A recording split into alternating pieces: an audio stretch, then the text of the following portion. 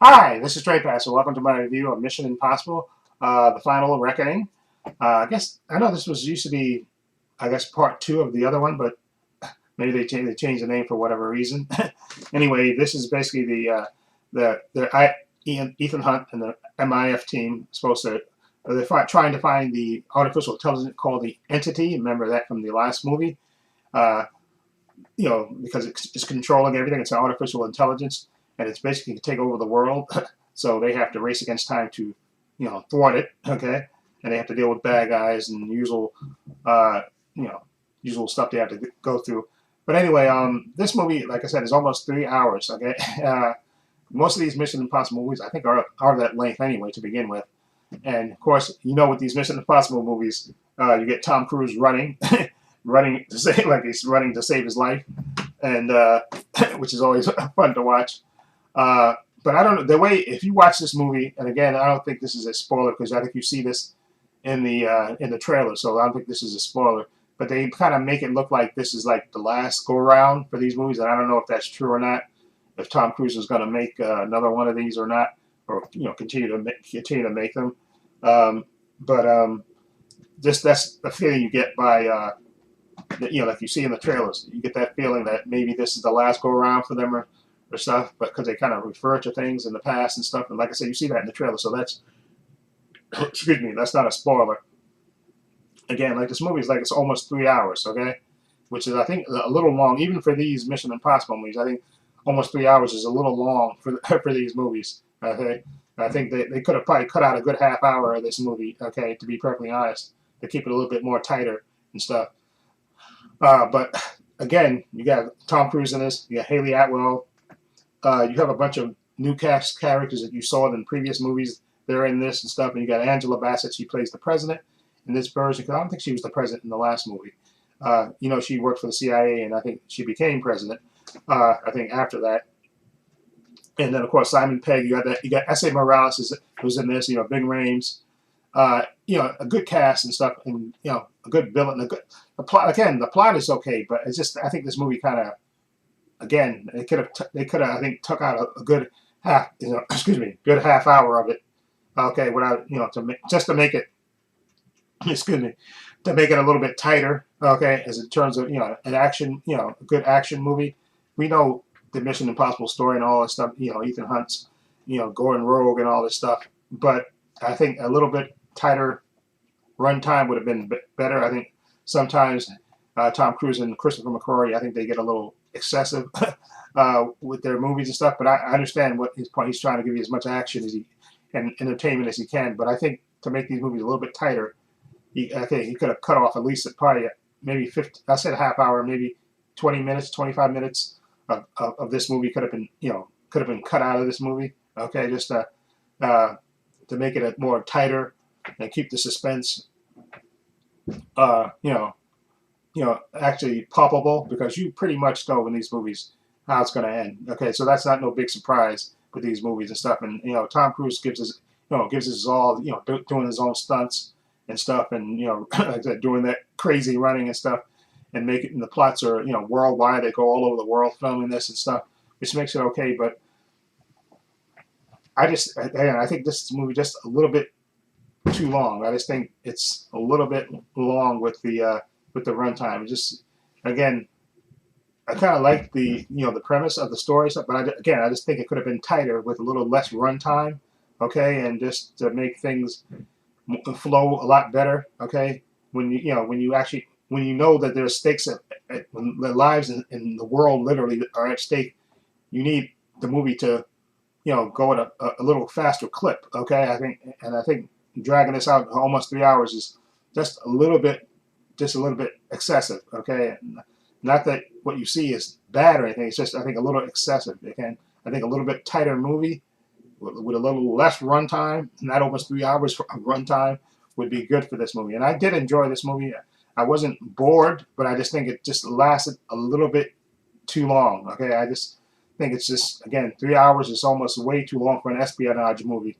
Okay, I understand. You have to go all over the world and stuff, and all these plots, and you got to do this. You got to have these discussions. What's going to happen to the fate of the world, and all this.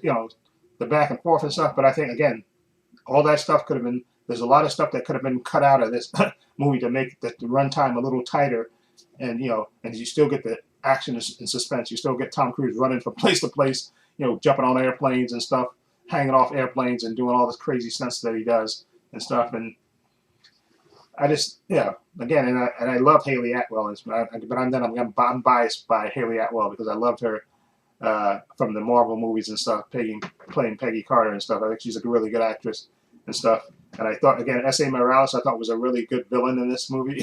he was just enough chewing of the scenery, let's put it that way, for S.A. Morales and stuff, but totally believable. And Simon Pegg and Ving Rhames, give good support. And then also the girl that played Mantis in the Guardians of the Galaxy movies. What character she plays? And she plays Paris, the blonde chick that Tom Cruise didn't kill in the last movie, and she's kind of part of her, part of his team now and stuff. I thought she was really good too. It's just, again, my only gripe with this movie is that the length of it could have been tighter to make it more believable. But the way they make this movie, the way this movie is presented, and like I said, like you see in the trailers, so this is not a spoiler. It makes it so like this is, I don't know if this is going to be the last one for Tom Cruise, that he said this is it, or maybe there's going to be other ones, because I was trying to wait to the end of the credits to see if he would say the IMF team will be back, but I didn't stay quite to the end. I stayed a good portion of the end trying to see if it would say, the IMF team will be back. But I guess it depends on how much money this movie makes, whether Tom Cruise and Kristen McCoy will do another one.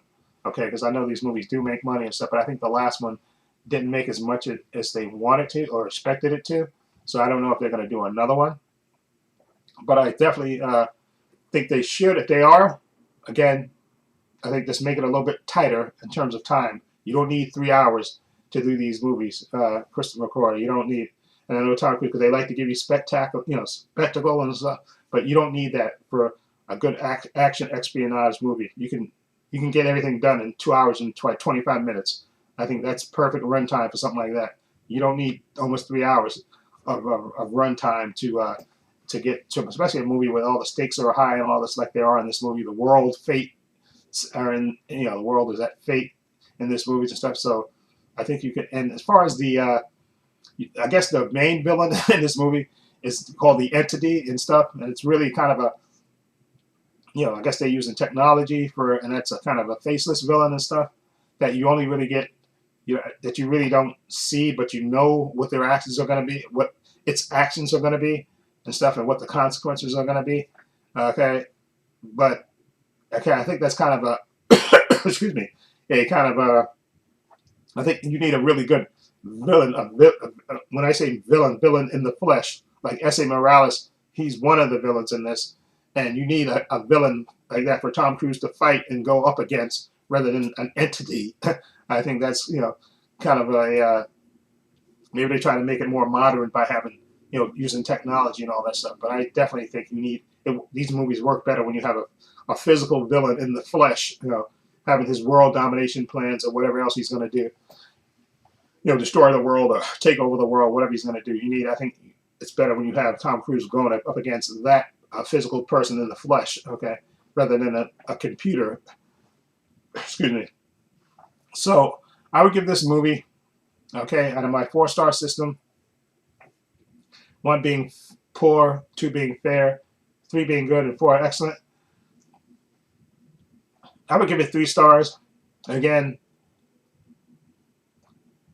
I just think it's a little bit. My only gripes with this movie is I think the length of it is like a little way too long. Okay, again, like 25 minutes chopped off this movie would have probably made it tighter and more suspenseful. Okay, I just think the length of it is way too long for these movies. And if Tom Cruise is going to make another one, that would be my only recommendation.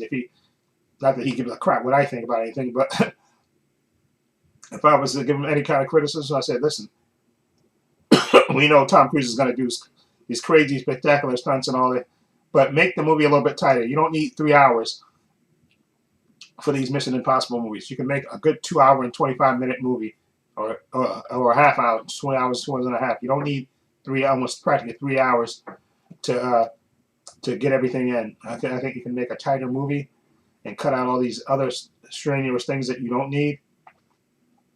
And I think that way it'll work, but that's just my opinion. Okay, so anyway, let me know what you think of Mission Impossible: The Final Reckoning. What do you think of it?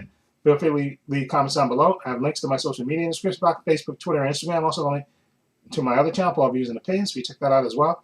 Also, have a link down below to my page. My page is only $5 a month, 200 videos, 5 different categories. Excuse me. Uh, you get 5-minute preview clips of all the content that's on there. Follow link, it'll take you there. Also, I'm sorry, I had to do an edit real quick because I was kind of coughing. I'm sorry, I apologize for that. Also, in the description box, I have links to my merchandise store. As you can see, I'm wearing my t-shirt here with my logo on it. I also have a logo with my spherical circles on it. I sell hats, t-shirts, mugs, sweatshirts, hoodies, water bottles, teddy bears for men, women, unisex. Follow link, it'll take you to the store. Also, please give this video a thumbs up. It helps the channel, and I truly appreciate it. Also, hit the subscribe and hit the notification bell so you know when I upload new content to this channel. And this is Trey Pass. This thing so long. Take care.